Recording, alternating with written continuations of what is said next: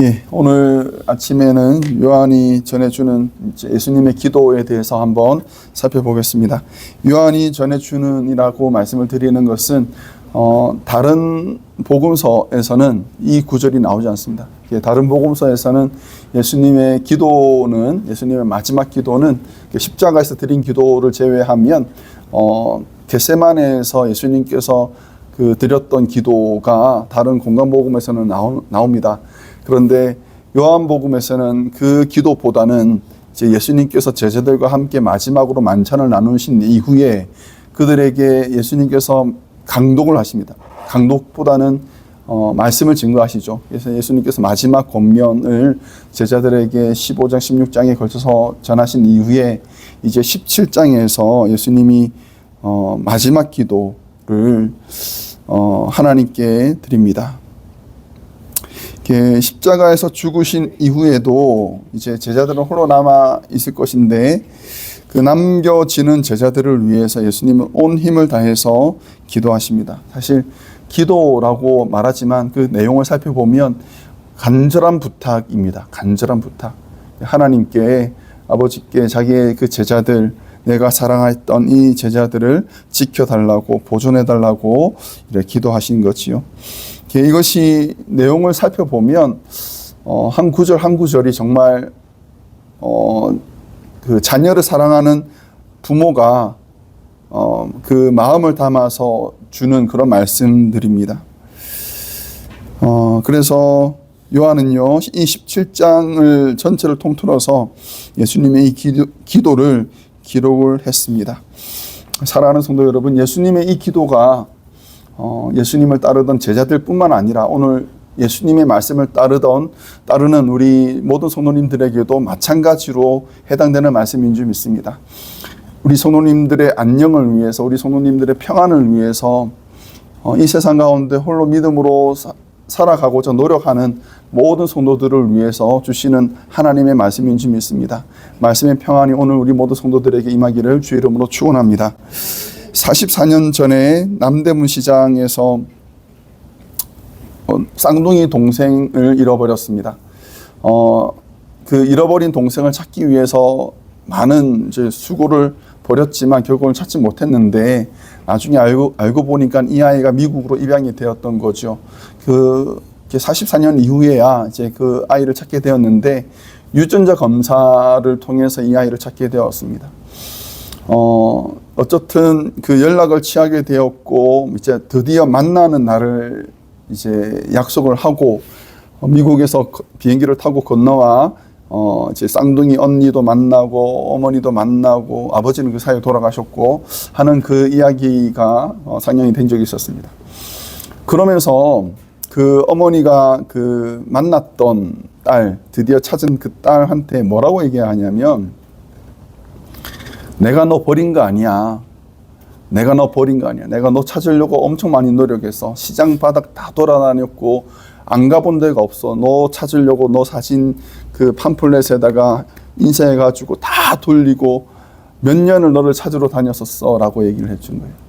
이 말이 왜 위로가 되었냐면 이 미국으로 입양되었던 이 잃어버렸던 딸은 부모가 자기를 버린 줄 알았던 거예요. 부모가 나를 버린 줄 알았는데 나를 버린 부모를 왜 만나라고 생각하고 있다가 마음을 바꾸어서 만나게 되었던 거죠. 그래서 어머니가 그렇게 설명을 많이 해 주었던 것입니다. 이 축복기도 우리가 읽었던 요한복음 17장에서 나오는 예수님께서 주시는 메시지 중에 하나가 이거예요. 바로 내가 너희를 버리는 것이 아니야 라는 거예요. 너희는 버림받은 것이 아니야. 너희는 내가 지켜줄 거야. 내가 아니더라도 우리 하나님이 지켜줄 거야. 내가 떠나야지 성령님이 오셔. 성령님이 너희들과 함께 하실 거야. 라는 그 메시지가 17장에 나와 있는 것이죠. 내가 떠나면 보혜사를 보내주실 것이고 너희가 기도하면 하나님이 들으실 것이고 정한 날에 내가 다시 돌아올 것이다 라고 말씀을 합니다. 그럼에도 제자들이 불안해할까 봐 16장 마지막에서는 이렇게 말씀을 하십니다. 16장 33절 말씀에 이것을 너희에게 이름은 너희로 내 안에서 평안을 누리게 하려 함이라. 세상에서는 너희가 환난을 당하나 담대하라. 내가 세상을 이기었노라. 자, 이렇게 말씀을 하십니다. 이것이 바로 예수님의 승리에 대한 선언이죠. 너희는 패잔병처럼 살지 마라는 거예요. 너희는 승리자처럼 살아. 내가 이겼기 때문에 너희는 승리자야. 너희는 패잔병이 아니야. 라고 말씀을 하십니다. 이렇게 예수님께서 제자들에게 신신당부를 합니다. 너희는 하나님께서 지켜주실 거고 하나님 말씀이 너희들에게 다시 기억나게 할 거야 라고 신신당부하지만 예수님께서는 그 제자들을 너무나도 잘 알고 계셨죠. 제자들이 얼마나 연약한지 얼마나 부족한지 너무 잘 알고 계셨습니다. 그들의 다짐이나 결심이 결코 믿음직한 것이 되지 못한다는 것도 알고 있었습니다. 도마가 그런 말을 했죠. 처음에 예루살렘에 올라갈 때 예수님께서 예루살렘에서 내가 어떤 일을 당하고 고초를 당할 것인지를 다 일러주셨음에도 불구하고 도마가 이렇게 말합니다. 주와 함께 죽으러 가자라고 말을 하고 제자들과 함께 예수님을 따라가지요. 그런데 여러분, 도마의 그 말은 호기로웠지만 그의 나중의 모습을 보면 결코 그의 결심이 대단하지 못했다라는 것을 알게 됩니다. 다른 사람들은 어떨지 몰라도 나는 끝까지 예수님을 지키겠다라고 장담했던 베드로도 허무하게 무너졌죠. 그렇죠? 베드로도 여자아이가 물어보는 그 질문에 당당하지 못하였고 비굴하게 그렇게 무너졌던 것이었습니다. 여러분, 하나님만큼 믿을 리가 없습니다. 나는 결심이 부족하고 나는 그 의지가 약할지 몰라도 나를 붙드시는 하나님은 의지가 대단하시거든요. 하나님은 결코 포기하지 않거든요. 그래서 예수님은 제자들에게도 신신당부했지만 하나님께 부탁을 드리는 거예요. 하나님, 이 제자들을 붙잡아 달라고. 그래서 예수님께서 간청을 하신 것입니다. 예수님의 기도의 내용의 요지는 이것입니다. 9절에 보시면, 오늘 읽었던 말씀의 9절에 보시면, 내가 그들을 위하여 비옵나니 내가 비옵는 것은 세상을 위함이 아니요 내게 주신 자들을 위함이니이다. 그들은 아버지의 것이로소이다 라고 말합니다. 이 기도에 예수님의 말씀 이 문장에서 우리가 확 그 눈에 띄게 되는 것은 바로 내게 주신 자라는 표현입니다. 내게 주신 자, 하나님의 것인데 하나님께서 내게 주신 자라고 말하는 표현이에요. 이게 무슨 말이냐? 내 거라는 거예요. 내 거. 이 제자들은 내 거라는 거예요. 소유를 붙인 거예요. 내 사람이라는 거예요. 예수님은 자기 사람을 결코 잃지 않으십니다. 여기에서 예수님께서 말씀하신 내 거라고 하는 데는 저와 여러분도 포함이 되죠. 저와 여러분은 예수님 겁니다. 예수님의 소유입니다. 예수님은 자기 사람 잃어버리지 않습니다. 예수님은 포기하지 않습니다. 내 거라고 선언했기 때문에 자기의 소유권을 확실하게 주장하셨습니다. 그러므로 예수님은 당신의 것인 저와 여러분을 결코 포기하지 않으시고 마지막까지 지켜주실 줄 믿습니다. 사도 바울이 로마서 8장에서 이렇게 말씀을 했습니다. 내가 확신하노니 어떤 피조물이라도 우리를 우리 주 그리스도 예수 안에 있는 하나님의 사랑에서 끊을 수 없으리라 라고 말을 합니다. 하나님 손에 잡힌 자를 빼앗을 자가 없습니다. 이런 빽이 있는데 무엇이 걱정이 되겠습니까? 무엇이 우리를 두렵게 하겠습니까? 두려워하지 맙시다. 두려워할 게 없겠습니까? 두려워할 게 천지빛깔이 있죠. 그렇죠? 근데 많죠. 많은데 그러니까 우리한테 하시는 말씀 아니에요. 그러니까 두려워하지 말라고요. 그거 내가 못 해줄 것 같아 라는 말씀 여러분 들어주시면 좋겠습니다. 오늘 말씀 속에 담겨있는 하나님의 그 호기로움, 예수님의 그 호기로움을 우리가 발견하는 시간 되기를 간절히 축원합니다.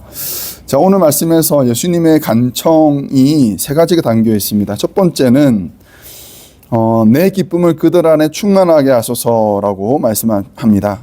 예수님의 기쁨이 제자들 안에 충만하게 해달라라고 말씀을 합니다. 여러분 혹시 기뻐하는 일이 있습니까? 뭐 기다리고 있는 좋은 소식이 있습니까? 있죠? 우리 이사 갑니다. 예, 좋은 소식이죠. 그거 말고 여러분 개인적으로도 좋은 소식이 있습니까? 예, 그거 기다리기 어렵죠. 좋은 소식은 참 기다리기 어렵습니다. 이런 것들, 우리가 기다리고 있는 것들이 성취되면 우리 마음이 즐겁지요. 가족이 모두 건강한 것, 자녀들이 바라던 것들이 열리는 것, 이런 소식들이 우리를 기쁘게 합니다. 부와 명예 그리고 더 나은 삶을 구하는 것이 부끄러울 것은 아닙니다. 구약에서는 장수하는 것 그리고 부자가 되는 것이 하나님의 축복으로 여겨졌었고요. 야베스는 그렇게 기도했지요. 나로 근심이 없게 하옵소서라고 기도를 했습니다. 이기적인 기도라고도 볼 수 있습니다만 하나님은 야베스의 기도를 들어주셨다라고 성경은 말합니다. 예수님은 제자들에게 기도를 가르치실 때 일용할 양식을 주옵시고라고 기도하라라고 말씀하셨습니다. 그래서 우리가 오늘 하루를 살아갈 때 필요한 것들을 구하는 것은 마땅히 해야 될 것입니다. 그런데 우리가 주의해야 될 것은 무엇이냐면 그것만 구하는 거예요. 그것만 구하고 그치면 우리가 하나님께서 기뻐하시는 기도는 아니겠다라는 생각을 하는 거죠. 마땅히 우리가 오늘 필요한 것들을 위해서 또 기도해야 되겠지만 그것 말고도 오늘 내가 하루를 살아가면서 주님과 동행하기를 원하는 그런 기도를 하나님께 드리는 것이 하나님께서 기뻐하시는 것 아니겠습니까? 세상 즐거움을 다 누렸던 솔로몬이 헛되니 모든 것이 헛되다라고 단식을 했습니다. 조금만 더 하면서 우리는 살고 있습니다만 조금 더 모았다가 때가 되면 우리가 하나님 앞에 부름받게 되잖아요. 조금만 그렇게 모아서 끝나는 인생이라면 무슨 의미가 있겠습니까? 우리가 오늘 하루를 살아갈 때 이 조그만 것을 주신 하나님을 발견하는 그런 우리가 되기를 간절히 바랍니다. 조그만 것을 주셨지만 이것도 하나님의 은혜로 주신 것이다. 이것이 하나님으로부터 왔구나. 그것을 발견하는, 하나님을 발견하는 그런 하루, 복된 하루 되기를 주의 이름으로 축원합니다. 그리고 예수님이 기뻐하시는 일에 기뻐하는 것, 그것이 우리에게는 큰 기쁨이 되고요. 기뻐하는 우리로 말미암아 하나님께서 기뻐하시는 줄 믿습니다. 왕의 임금님의 혼인잔치 이야기가 성경에 나오고요. 임금님이 그 혼인잔치에 모든 사람들을 다 초대했지만 많은 사람들이 참여하지 못했던 것을 우리가 알죠. 그때 임금님이 굉장히 화를 냈습니다. 그렇죠? 굉장히 화를 냈습니다. 왜 화를 냈을까요? 임금님이 기뻐하는 그 자리에 같이 기뻐하지 않았기 때문에 그런 거죠. 같이 기뻐하지 않았으니까. 임금님은 모든 사람들이 자기와 함께 같이 기뻐하기를, 그래서 그 순간을 즐기기를 원했지만 기뻐하지 않았기 때문에 그 사람들을 다 이렇게 멸했던 거죠. 임금님의 기쁨보다는 자기 비즈니스가 먼저였던 사람들, 임금님보다 자기 일이 더 바빴던 사람들, 그런 사람들은 같이 기뻐할 수 없었고 때가 되어서 어두운 데 던져져서 슬피 울며 이를 가게 되었다라고 성경은 말합니다. 사랑하는 성도 여러분, 하나님이 기뻐하실 때 같이 기뻐하는 우리가 되기를 바랍니다. 요한복음 15장에 이렇게 말합니다. 15장 12절에 내 계명은 곧 내가 너희를 사랑한 것 같이 너희도 서로 사랑하라 하는 것이라, 이렇게 말씀을 하고요. 그리고 11절에 이렇게 말합니다. 내 기쁨이 너희 안에 있어 너희 기쁨을 충만하게 하려 함이라 라고 말씀합니다.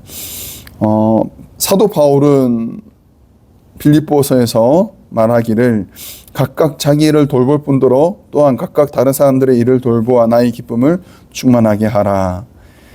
주변을 돌아보아 예수님을 기쁘시게 하는 것이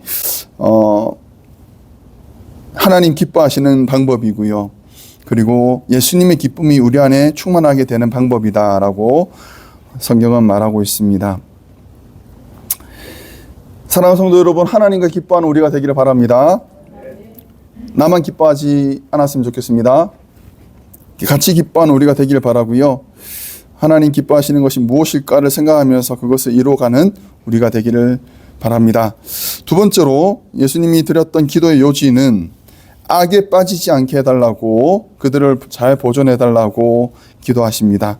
15절에 보면 내가 비옵는 것은 그들을 세상에서 데려가시기를 위함이 아니요 다만 악에 빠지지 않게 하기를 보존하시기를 위함이다 라고 말씀을 합니다. 예수님께서 12명의 제자들을 부르시고 그들로 하여금 천국 복음을 전하게 하신 적이 있습니다. 그때 예수님의 마음이 이렇게 표현이 되었었는데요. 마태복음 10장에 보라 내가 너희를 보냄이 양을 이리 가운데 보냄과 같도다. 그러므로 너희는 뱀같이 지혜롭고 비둘기같이 순결하라 라고 말씀하셨습니다. 걱정이 되신 거지요. 복음 전하러 갔다가 핍박받을까 봐, 그래서 고난을 견디지 못해서 넘어질까 봐 노심초사하신 말씀입니다. 저는 올해 이제 딸 하나를 이제 대학에 보내게 됩니다. 가겠죠, 아마. 예, 아마 갈 거라고 저는 생각합니다. 이제 뭐 타주에 가게 되든지 아니면 콜로라도에 남게 될지는 모르겠지만 어쨌든 집을 떠나는 첫 번째 경우가 됩니다. 여러분들은 다 그런 경험이 있으실 텐데, 자식을 타주에 보내게 되면 부모는 좋죠, 그렇죠? 좋죠? 좋습니다. 그건 좋은데 걱정이 되죠. 그래서 그 아이가 개강하기 전에 항상 보니까 부모님들이 그 자녀와 함께 같이 가요. 같이 가서 아이가 지내게 될 기숙사를 둘러보고 필요한 것들을 사서 채워주고, 그리고 같이 지내게 될 룸메이트한테 잘 부탁한다라고도 얘기도 하고 그렇게 합니다. 그리고 주변 지역에 교회는 있는지, 다닐 만한 교회가 있는지, 또 교회가 있으면 목사님한테 또 잘 부탁을 하고 그렇게 하죠. 삼시세끼 잘 챙겨 먹고 일찍 자고 교수님 말씀 잘 듣고 그렇게 신신당부해 놓고 다시 비행기 타고 돌아옵니다. 그렇지만 그 마음이 어떻습니까? 영 미덥지 않죠. 예. 그 우리가 잘 아는 찬양 요괴벳의 노래에 이제 가사가 그런 내용이죠. 유대인 남자아이는 2살 아래로 모두 죽이라라고 명령했던 그 명령에 요괴벳이 이제 3개월 된 아이를 그 갈대 상자에 집어넣고 강에 흘려보내는 그때 그 심정이 담겨 있습니다. 제가 가사 잠시 읽어드릴게요. 작은 갈대 상자 물이 새지 않도록 역청과 나무지를 친하네. 어떤 마음이었을까? 그녀의 두 눈에 눈물이 흐르고 흘러 동그란 눈으로 엄마를 보고 있는 아이와 입을 맞추고 상자를 덮고 강가에 띄우며 간절히 기도했겠지. 요괴벳이 할 수 있는 최선은 무엇이었냐면 갈대 상자 안팎으로 역청을 바르는 거였어요. 역청이 왜 발랐습니까? 물이 들어오지 않도록 하기 위해서. 조그만 구멍이라도 있으면 안 되니까 얼마나 많이 발랐을까요? 자기가 할 수 있는 것은 그게 다예요. 나머지는 하나님께 맡기는 거죠. 나머지는 하나님 손에 인도함 받게 해달라고 기도하는 것밖에 없었습니다. 아이를 지키시고 인도하실 이는 하나님밖에 없다라고 고백하는 것이 요괴벳의 노래였습니다. 다윗은 하나님의 보호를 이렇게 노래했습니다. 시편 23편 말씀에 내가 사망의 음침한 골짜기로 다닐지라도 해를 두려워하지 않을 것은 주께서 나와 함께 하심이라. 주의 지팡이와 막대기가 나를 안위하시나이다. 사랑하는 성도 여러분, 우리를 지키시는 분은 하나님이십니다. 우리를 지킬 수 있는 분이 하나님이십니다. 누구도 우리를 해하지 못합니다. 하나님의 손이 우리를 붙잡고 있다라고 여러분 믿으신다면 두려워하지 맙시다. 걱정하지 맙시다. 근심하지 맙시다. 우리의 부모 되시는 하나님께서 우리를 끝까지 지켜주실 줄 믿습니다. 자, 마지막으로 예수님께서 부탁하셨던 세 번째 기도의 내용은 이것입니다. 그들도 다 하나가 되어서 우리 안에 있게 하옵소서라고 기도하십니다. 11절에 보시면 그들을 보존하사 우리와 같이 그들도 하나가 되게 하옵소서라고 기도합니다. 이때 예수님께서 말씀을 하실 때, 기도하실 때 그 내용이 뭐냐면 성부, 성자, 성령 하나님이 한 분이신 것처럼 저희 제자들도 하나가 되게 해달라고 간구하시는 거예요. 하나님을 닮게 하옵소서라는 기도도 되고요. 그리고 서로가 서로를 돌아보아 온전하게 하옵소서라고 하는 기도도 되는 거죠. 21절에 보면 다시 한번 이 말씀을 반복을 하십니다. 아버지여, 아버지께서 내 안에, 내가 아버지 안에 있는 것 같이 그들도 다 하나가 되어서 우리 안에 있게 하사 세상으로 아버지께서 나를 보내신 것을 믿게 하옵소서라고 기도하십니다. 환난의 시기, 어려움의 시기, 고난의 시기를 보내는 방법 중에 하나가 바로 이것이에요. 같이 연합하는 거예요. 우리가 같이 연합하는 거. 제자들 앞에 있는 그 고난, 핍박 뻔히 보이거든요. 그때 제자들이 무너지지 않고 단단하게 설 수 있는 방법은 연합하는 것입니다. 하나님이 서로 연합하셨던 것처럼 제자들이 서로 연합하는 것, 서로에게 의지가 되어주는 것, 서로에게 어깨를 빌려주는 그런 관계, 그것이 바로 이 고난의 시기를 이기는 지혜인 거죠. 우리가 서로 사랑함으로 이 일을 이룰 수가 있습니다. 우리가 서로에 대한 관심을 가지고 서로를 돌아봄으로 어려운 시기를 이겨낼 수 있는 거지요. 사랑합니다. 사랑합시다. 저는 그것을 느껴요. 그러니까 우리 성도님들이 서로에 대한 그 사랑이 얼마나 단단한지를 저도 느끼죠. 우리 성도님들 구역 안에서 구역원들을 돌아보는 것, 챙기는 것을 보면 참 잘하고 계신다라고 생각이 듭니다. 근데 이제 우리가 사랑할 때 맹목적인 사랑은 위험할 수가 있습니다. 사랑하면 이제 눈에 콩깍지가 낀다라고 말을 합니다. 그 순간을 잘 참았더라면 우리가 다른 인생을 살았겠죠. 우리 애는 그럴 리가 없다라고 덮어버리면 우리는 아이를 망쳐버리게 되고요. 보고 싶은 것만 보고 듣고 싶은 것만 들으면 우리가 자녀를 망치게 되는 거지요. 천국 복음을 전해도 듣지 않는 이들을 향해서 예수님이 이렇게 책망하신 적이 있습니다. 이 백성들의 마음이 완악하여져서 그 귀는 듣기에 둔하고 눈은 감았으니 이는 눈으로 보고 귀로 듣고 마음으로 깨달아 돌이켜 내게 고침을 받을까 두려워함이라 라고 말씀하신 적이 있습니다. 이스라엘 백성들이 귀머거리가 되고 소경이 되는 것은요, 옳은 소리를 듣지 않으려 했기 때문에 그렇습니다. 말씀이 내 속을 후벼 파고 나를 쓰리게 하지만 그 말씀을 아멘으로 받아야지 우리가 살 수 있습니다. 그것이 불편하지만 하나님 말씀 옳은 줄 알겠지만 하나님 아직은 아닙니다. 저는 아닙니다. 라고 거절하면 예수님께서 책망하셨던 그 유대인들과 다르지 않는 거죠. 사랑은 진리와 함께 기뻐한다라고 사도 바울이 말을 했습니다. 주의 몸된 우리 교회는요, 사랑과 진리로 하나 되는 그런 교회가 되기를 바랍니다. 그것을 위해서 예수님께서 기도하셨고 지금 또 우리를 위해서 기도하고 계십니다. 말씀을 마치겠습니다. 예수님은 우리를 가리켜서 내 거라고 불렀습니다. 그리고 내 거라고 불렀던 당신의 소유는 예수님이 포기하지 않으셨고 끝까지 지켜내실 것입니다. 사망의 음침한 골짜기가 무섭죠. 두렵습니다. 걱정이 됩니다. 막막하지요. 끝이 안 보이는 것 같습니다만 주께서 나와 함께 하십니다. 주께서 나와 함께 하십니다. 그러므로 너무 걱정하지 맙시다. 두려워하지 맙시다.